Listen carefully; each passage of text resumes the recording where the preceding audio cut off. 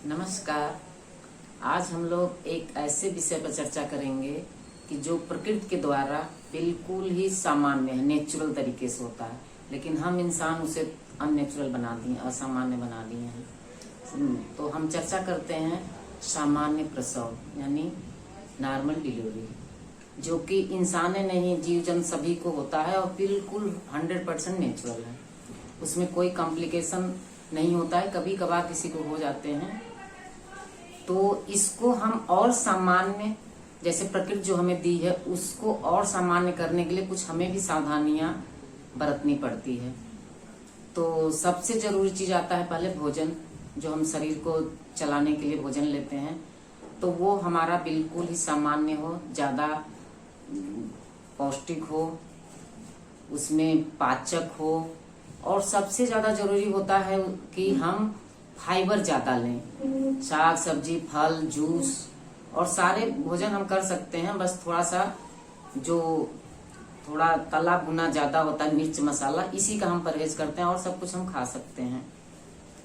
और एक चीज हम लोगों के बुजुर्ग बताते थे पहले कि अगर हम गर्भवती महिला को रात में जब से यानी बच्चा पेट में आ गया, सोते समय दूध में, अगर गाय का दूध है तो और ही अच्छा है, और गाय का ही देसी घी, 1 गिलास दूध में 1 चम्मच देसी घी हम डाल के अगर रात में गुनगुना देते हैं तो बिल्कुल आसान तरीके से डिलीवरी हो जाती है। पहले देखते ही थे, काम करते करते महिलाओं का प्रसव हो जाता था, कहीं भी कोई जान ही नहीं पाता था। तो वो चीजें सब खूब मेहनत करती थी। और डाइट में हमको आयरन, कैल्शियम, विटामिन डी, ये सब भरपूर मात्रा में लेनी चाहिए।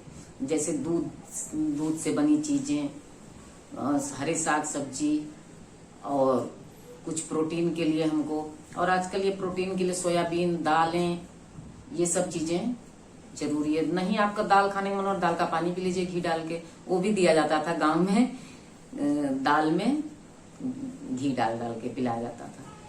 तो ये सब चीजें आसानी से घर में मिल सकती हैं। आप नहीं भी इच्छा है तो थोड़ा सा पी सकती हैं, जूस पी सकती हैं। तो ये तो हो गया डाइट।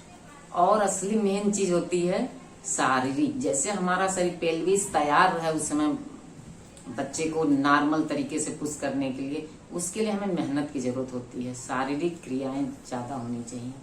तो पहले तो था पीसते थे, कूटते थे। तो पीसने से, जो हम लोग पीसते हैं, उससे हमारी सारी जो अंग हैं वो शिथिल होते हैं, खुल जाते हैं।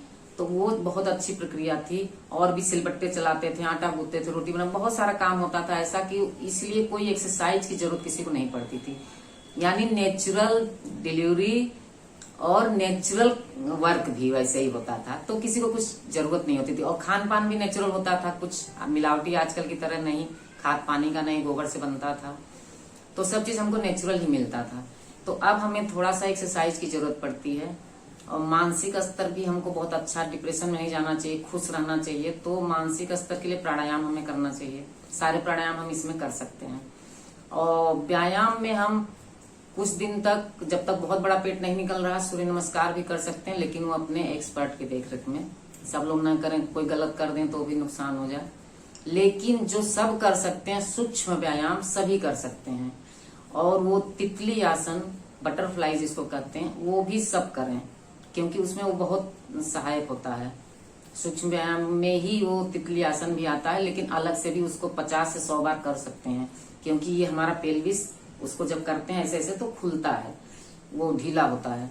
तो उसको, वो एक्सरसाइज हमारे लिए बहुत जरूरी होती है, उसको तो सभी को करना चाहिए। और चक्की, जैसे हमने कहा चक्की पीसती थी महिलाएं, तो अब हम जब चक्की नहीं पीस रहे हैं तो बनावटी वाली चक्की जो हमको एक्सरसाइज में बताई जाती है, उसको हमें करने की जरूरत है। उसको बैठ के पैर फैला के खूब बढ़िया से वो चक्की आसन आप लोग देख लीजिएगा, आता ही होगा। आजकल तो कॉमन हो गया है योग, तो अब सभी को घर घर पहुंच गया है। तो आप ये 2 जरूरी है, बटरफ्लाई और चक्की आसन, ये दोनों। और सूक्ष्म व्यायाम पूरा, कि हाथ पैर, सारे हाथ पैरों से ही होते हैं सारे शरीर। और जब आप मेहनत करेंगे, एक्सरसाइज करेंगे, तो पेट में आपका बच्चा भी वो सीखेगा वो चीज, क्योंकि पेट में बच्चे, माँ का ही जो माँ आचरण करती है बच्चे पर असर पड़ता है, खान पान का भी असर पड़ता है। वैसे ही वो जैसा पौष्टिक भोजन लेंगे बच्चा भी वैसे ही पुष्ट होगा। व्यायाम एक्सरसाइज करेंगी और जब मेहनत करेंगे तो बच्चा भी मेहनती निकलेगा, नहीं तो जब आप आलसी होंगी तो बच्चा भी आलसी होगा। तो इसलिए बच्चे के लिए ही मेहनत करिए और नॉर्मल डिलीवरी के लिए। और नहीं तो आज ये वीडियो बनाने की जरूरत नहीं पड़ती अगर हम रूटीन से पहले जैसे रहने लगते। लेकिन आजकल हम कुछ इंसान भी नेचुरल चीज को जो हमारे प्रकृति ने दिया है एकदम बिल्कुल 100% नेचुरल, उसको भी अननेचुरल बना दिए हैं। सबको डरा धमका देते हैं कि ऑपरेशन जरूरी है।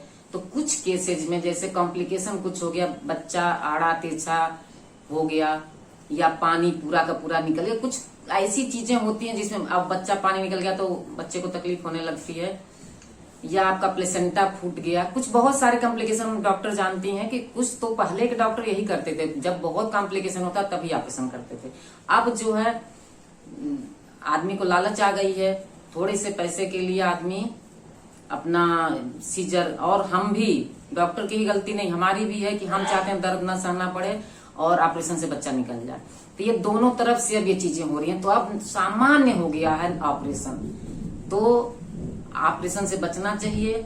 नॉर्मल डिलीवरी होती हो तो माँ और बच्चे का कनेक्शन बहुत ही अच्छा होता है। इस तरह से वो चीजें नहीं रह जाती हैं जो ऑपरेशन से होते हैं। तो हम सबसे अनुरोध करेंगे कि सब लोग नॉर्मल डिलीवरी के ही तरफ अग्रसर। अगर कोई कॉम्प्लिकेशन होता है तो भाई वो तो मजबूरी है, वो तो ऑपरेशन कराना पड़ेगा, वो डॉक्टर की भी मजबूरी, आपकी भी।